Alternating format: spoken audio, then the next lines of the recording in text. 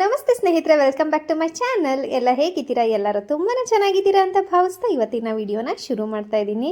ಸ್ನೇಹಿತರೆ, ಇದೇನು video start ಮಾಡ್ತಿದ್ದಂಗೆ ಮಾವಿನ ಹಣ್ಣು ತೋರಿಸ್ತಿದ್ದೀನಿ ಅಂತ ಅಂದ್ಕೊಂಡ್ರ? ಈಗ ಮಾವಿನ ಹಣ್ಣು ಸೀಸನ್ ನಡೀತಾ ಇದೆ, ಇನ್ನೇನು ಮುಗಿಯೋಕ್ಕೂ ಬರ್ತಾ ಇದೆ. ಆಗಷ್ಟು ಮಾವಿನ ಹಣ್ಣು ತಿಂದಿದ್ದೀನಿ ನಾನಂತೂ.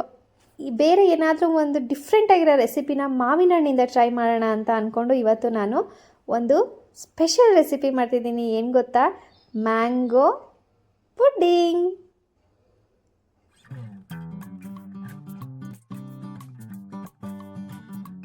ಸ್ನೇಹಿತರೆ, ನಾನಿಲ್ಲಿ 2 ಮಾವಿನ ಹಣ್ಣು ತೊಗೊಂಡಿದ್ದೀನಿ. ನಾನು ಯಾವ ಮಾವಿನ ಹಣ್ಣು ತೊಗೊಂಡಿದ್ದೀನಿ ಅಂತ ಹೆಸರು ನಂಗೆ ನಿಜವಾಗ್ಲೂ ಗೊತ್ತಿಲ್ಲ. ಯಾವ ಮಾವಿನ ಹಣ್ಣಾದ್ರು ತೊಗೊಬೋದು, ಬಟ್ ಆದಷ್ಟು ಮ್ಯಾಂಗೋ ಸ್ವೀಟಾಗಿದ್ದರೆ ಒಳ್ಳೆಯದು, ಹುಳಿ ಇರಬಾರ್ದು. ಆವಾಗ ಪುಡ್ಡಿಂಗ್ ತುಂಬಾ ಟೇಸ್ಟಿಯಾಗಿ ಬರುತ್ತೆ.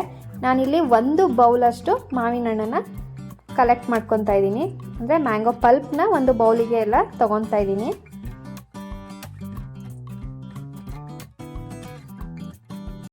ಸ್ನೇಹಿತರೆ, ನಾನು ಈ ಮ್ಯಾಂಗೋ ಪುಡ್ಡಿಂಗ್ ಮಾಡ್ತಾ ಇರೋದು ಫಸ್ಟ್ ಟೈಮ್ ಅಂತಲೇ ಹೇಳ್ಬೋದು. ಪುಡ್ಡಿಂಗ್ ಮಾಡ್ತಿರೋದೇ ಫಸ್ಟ್ ಟೈಮು, ಅದರಲ್ಲಿ ನನ್ನ ಫೇವ್ರೆಟ್ ಫ್ರೂಟ್ ಮ್ಯಾಂಗೋ ಯೂಸ್ ಮಾಡಿ ಮಾಡ್ತಾ ಇರೋದು. ನನಗೆ ಇನ್ನೂ ಎಕ್ಸೈಟೆಡ್ ಆಗಿದ್ದೀನಿ ಹೇಗೆ ಬರುತ್ತೆ ಅಂತ. ಸ್ನೇಹಿತರೆ, ಇವಾಗ ನಾನು 1 ಬೌಲು ಮ್ಯಾಂಗೋ ಪಲ್ಪ್ ತೊಗೊಂಡಿದ್ದೀನಿ. ಆ ಪಲ್ಪ್ನ ಜ್ಯೂಸ್ ಜಾರಿಗೆ ಹಾಕ್ಕೊತಾ ಇದ್ದೀನಿ. ಸ್ನೇಹಿತರೆ, ಅಳತೆ ಪ್ರಕಾರ 1 ಬೌಲು ಮಾವಿನ ಹಣ್ಣಿಗೆ ಅರ್ಧ ಬೌಲಷ್ಟು ಸಕ್ಕರೆ ಬೇಕೇ ಬೇಕು. ಮಿನಿಮಮ್ ಸ್ವೀಟಿಗಾರು ಅರ್ಧ ಬೌಲ್ ಬೇಕೇ ಬೇಕು.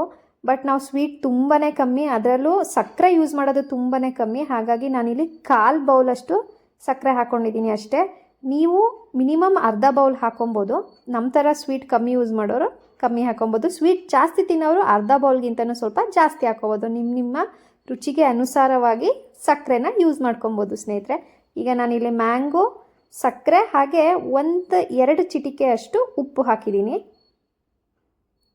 ನೆಕ್ಸ್ಟ್ ನಾನಿಲ್ಲಿ 1 ಬೌಲಿಗೆ 2 ಸ್ಪೂನಷ್ಟು ಕಾರ್ನ್ಫ್ಲೋರ್ ತೊಗೊತಿದ್ದೀನಿ ಸ್ನೇಹಿತರೆ. ಎಷ್ಟು ಕ್ವಾಂಟಿಟಿ ಕಾರ್ನ್ಫ್ಲೋರ್ ತೊಗೊಂಡಿದ್ದೀನಿ ಅಷ್ಟು ಕ್ವಾಂಟಿಟಿ ಹಾಲಿಂದ ಇದನ್ನು ಮಿಕ್ಸ್ ಮಾಡ್ಕೊತೀನಿ.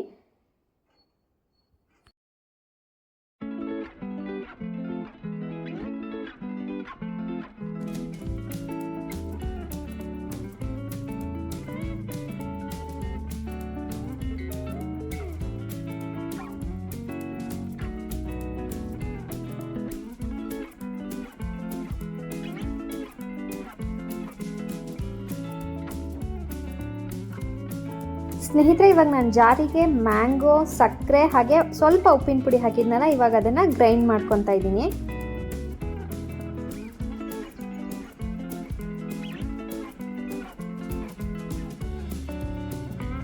ನೋಡ್ತಿದ್ದೀರಲ್ಲ, ಗ್ರೈಂಡ್ ಮಾಡ್ಕೊಂಡಿರೋ ಮಿಕ್ಸ್ಚರ್ ನಮಗೆ ಈ ರೀತಿ ಇರುತ್ತೆ. ಇವಾಗ ನಾವು ಇದಕ್ಕೆ ಹಾಲನ್ನ ಹಾಕಿ ಮತ್ತೆ ಗ್ರೈಂಡ್ ಮಾಡ್ಕೊಬೇಕು.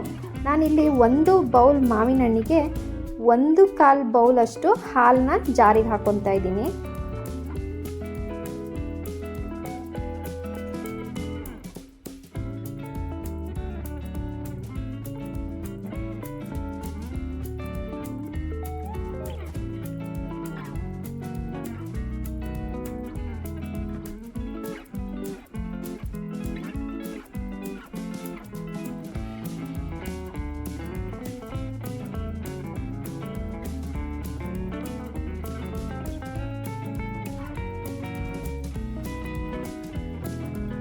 ಸ್ನೇಹಿತರೆ, ನೋಡ್ತಿದ್ದೀರಲ್ಲ, ಮಾವಿನ ಹಣ್ಣು, ಸಕ್ಕರೆ, ಸ್ವಲ್ಪ ಉಪ್ಪು ಹಾಗೆ ಹಾಲು ಹಾಕಿ ರುಬ್ಕೊಂಡಿರೋ ಅಂಥ ಪುಡ್ಡಿಂಗಿಗೆ ಬೇಕಾಗಿರೋ ಅಂಥ ಮಿಕ್ಸ್ಚರ್ ರೆಡಿಯಾಗಿದೆ. ಇವಾಗ ನಾನು ಸ್ಟವ್ ಮೇಲೆ ಒಂದು ಬಾಣಲೆ ಇಟ್ಕೊಂಡಿದ್ದೀನಿ ಸ್ನೇಹಿತರೆ. ದಪ್ಪ ತಳದ ಪಾತ್ರೆ ಇಟ್ಕೊಂಡು ಅದಕ್ಕೆ ಈಗ ನಾವು ಮಿಕ್ಸ್ಚರ್ನ ಹಾಕ್ಕೊಬೇಕು. ಆದಷ್ಟು ಇದನ್ನು ನೀವು ಲೋ ಫ್ಲೇಮ್ ಅಥವಾ ಮೀಡಿಯಮ್ ಫ್ಲೇಮಲ್ಲೇ ಮಾಡಬೇಕು. ಯಾವುದೇ ಕಾರಣಕ್ಕೂ ಈ ರೀತಿ ಮಿಕ್ಸ್ ಮಾಡೋದನ್ನ ನಿಲ್ಲಿಸ್ಬೇಡಿ. ಕುದಿ ಬರುತ್ತೆ, ಕುದಿ ಬರೋ ತನಕ ಈ ರೀತಿ ಮಿಕ್ಸ್ ಮಾಡ್ತಾನೆ ಇರಬೇಕು.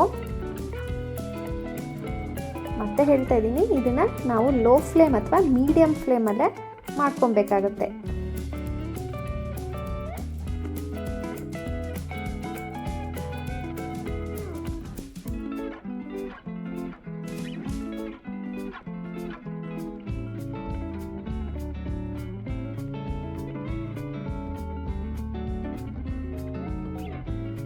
ಸ್ನೇಹಿತರೆ, ನೋಡ್ತಿದ್ದೀರಲ್ಲ, ಇವಾಗ ಲೈಟಾಗೆ ಕುದಿ ಬರ್ತಾ ಇದೆ.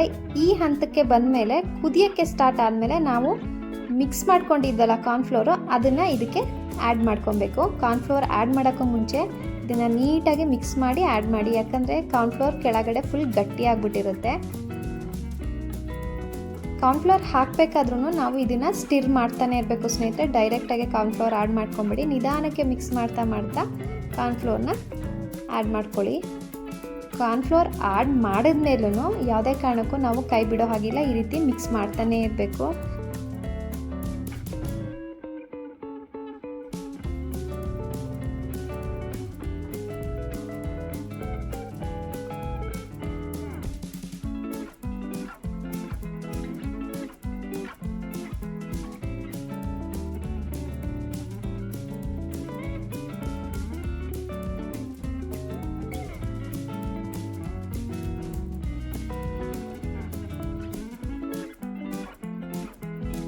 ಸ್ನೇಹಿತರೆ ಇದನ್ನು ಮಿಕ್ಸ್ ಮಾಡ್ತಾ ಗಟ್ಟಿ ಆಗ್ತಾ ಬರುತ್ತೆ, ಒಂದು ಹದಕ್ಕೆ ಬರುತ್ತೆ ಸ್ನೇಹಿತರೆ. ಒಂದು 3 to 4 ನಿಮಿಷ ತಗೊಳುತ್ತೆ.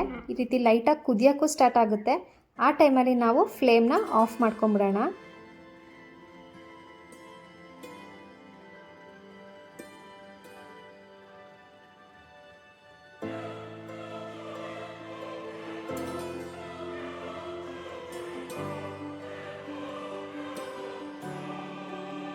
ಸ್ನೇಹಿತರೆ ನಾನು ಇವಾಗ ಫ್ಲೇಮ್ನ ಆಫ್ ಮಾಡ್ಕೊಂಡಿದ್ದೀನಿ. ಇದಕ್ಕೆ ನಾನು ಸ್ವಲ್ಪ ನಿಂಬೆ ರಸನ ಸೇರಿಸ್ತಾ ಇದ್ದೀನಿ. 1 ಟೀ ಸ್ಪೂನಷ್ಟು ನಿಂಬೆ ಹಣ್ಣಿನ ರಸನ ಇದಕ್ಕೆ ಸೇರಿಸಿ ಚೆನ್ನಾಗಿ ಮಿಕ್ಸ್ ಮಾಡ್ಕೊಳ್ಳಿ. ಸ್ನೇಹಿತರೆ ಮ್ಯಾಂಗೋ ಪುಡ್ಡಿಂಗ್ ರೆಡಿಯಾಗಿದೆ. ತುಂಬಾ ಸುಲಭವಾಗಿ ತುಂಬಾ ರುಚಿಯಾಗಿ ಮಾಡ್ಕೊಳ್ಳೋ ಅಂಥ ಸ್ವೀಟ್ ಇದು. ಖಂಡಿತವಾಗ್ಲೂ ಟ್ರೈ ಮಾಡಿ, ಮಿಸ್ ಮಾಡಬೇಡಿ. ಇವಾಗ ನಾನು ಒಂದು ಗ್ಲಾಸ್ ಬೌಲಿಗೆ ಅಡುಗೆ ಎಣ್ಣೆನ ಗ್ರೀಸ್ ಮಾಡ್ಕೊತಾ ಇದ್ದೀನಿ. ಮೌಲ್ಡ್ ಇದ್ದರೆ ಮೌಲ್ಡಿಗೆ ಸಹ ಹಾಕೊಬೋದು, ಅಥವಾ ಸ್ಟೀಲ್ ಬೌಲ್ಸಿಗೆ ಅಡುಗೆ ಎಣ್ಣೆನ ಗ್ರೀಸ್ ಮಾಡಿಕೊಂಡು ಅದಕ್ಕೆ ಸಹ ನಾವು ಪುಡ್ಡಿಂಗ್ನ ಹಾಕೊಬೋದು ಸ್ನೇಹಿತರೆ.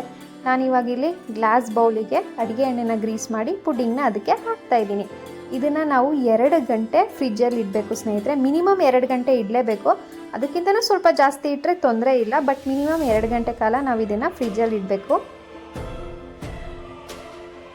ಬೌಲಿಗೆ ಪುಡ್ಡಿಂಗ್ನ ಹಾಕೊಂಡ್ಮೇಲೆ ಈ ಥರ ಡ್ಯಾಬ್ ಮಾಡ್ಕೊಬೇಕು ಸ್ನೇಹಿತರೆ, ಸೆಟ್ ಆಗಲಿ ಅಂತ ಅಷ್ಟೇ. ಇವಾಗ ನಾನು ಇದನ್ನು 2 ಗಂಟೆ ಕಾಲ ಫ್ರಿಜ್ಜಲ್ಲಿ ಇಟ್ಟು 2 ಗಂಟೆ ಆದಮೇಲೆ ಇದು ಹೇಗೆ ಬಂದಿದೆ ಔಟ್ಪುಟ್ ಅನ್ನೋದನ್ನು ತೋರಿಸ್ತೀನಿ.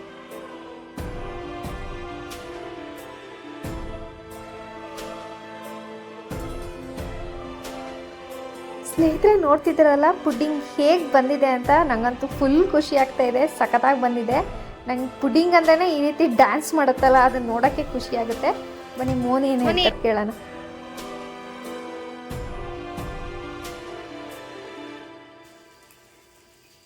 ನಾನು ವಿಡಿಯೋ ಆನ್ ಮಾಡಕ್ಕೆ ಮುಂಚೆ ಅವಾಗಲೇ ಒಂದು 3-4 ಸ್ಪೂನ್ ತಿಂದಿದ್ರು. ಸೂಪರ್, ನಿಜವಾಗ್ಲೂ ಚೆನ್ನಾಗಾಗಿದೆ. ಸೀರಿಯಸ್ಲಿ ತುಂಬಾ ಚೆನ್ನಾಗಿದೆ. ಕಂಗ್ರಾಚುಲೇಷನ್ಸ್. ತುಂಬಾ ಸ್ವೀಟ್ ಅನಿಸ್ತಾ ಇಲ್ಲ ಅಲ್ವಾ? ಇಲ್ಲ, ಮೈಲ್ಡ್ ಆಗಿದೆ, ಸಖತ್ತಾಗಿದೆ. ಸಕ್ಕರೆ ಕಮ್ಮಿ ಹಾಕಿದ್ದೀನಿ, ನೀವು ತಿನ್ನಲ್ಲ ಅಂತ. Okay, thank you. ಸ್ನೇಹಿತರೆ ನೋಡಿದ್ರಲ್ಲ, ಅಂತೂ ಇಂತೂ ನನ್ನ first experiment mango pudding success ಆಗಿ ಬಂದಿದೆ ಅಂತಲೇ ಹೇಳ್ಬೋದು. ತುಂಬಾ ಖುಷಿ ಆಗ್ತಿದೆ ಸ್ನೇಹಿತರೆ. ಖಂಡಿತವಾಗ್ಲೂ ಈ ರೆಸಿಪಿನ ಮಿಸ್ ಮಾಡ್ಕೊಬೇಡಿ, ಟ್ರೈ ಮಾಡಿ. ಮ್ಯಾಂಗೋ ಸೀಸನ್ ಮುಗಿಯೋಕ್ಕೆ ಮುಂಚೆನೇ ಟ್ರೈ ಮಾಡಿ, ಎಂಜಾಯ್ ಮಾಡಿ ಮ್ಯಾಂಗೋ ಪುಡ್ಡಿಂಗ್ನ ಅಂತ ನಾನು ಸಹ ಕೇಳ್ಕೊತಾ. ವಿಡಿಯೋ ಇಷ್ಟ ಆಗಿದೆ ಅಂತ ಭಾವಿಸ್ತೀನಿ.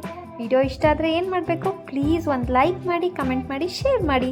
ಹಾಗೆ ನನ್ನ ಚಾನಲಿಗೆ ಯಾರೆಲ್ಲ ಸಬ್ಸ್ಕ್ರೈಬ್ ಮಾಡ್ಕೊಂಡಿಲ್ಲ ಪ್ಲೀಸ್ ಸಬ್ಸ್ಕ್ರೈಬ್ ಮಾಡ್ಕೊಳ್ಳಿ, ಬೆಲ್ ಐಕಾನ ಕ್ಲಿಕ್ ಮಾಡಿ ಅಂತ ಕೇಳ್ಕೊತಾ ಸಿಗ್ತೀನಿ ನನ್ನ ಮುಂದಿನ ವಿಡಿಯೋದಲ್ಲಿ. Until then take care, please keep supporting. ನಿಮ್ಮ ಪ್ರೀತಿಯ ಪುಟ್ಟು ದುನಿಯಾ. ಬಾಯ್ ಬಾಯ್.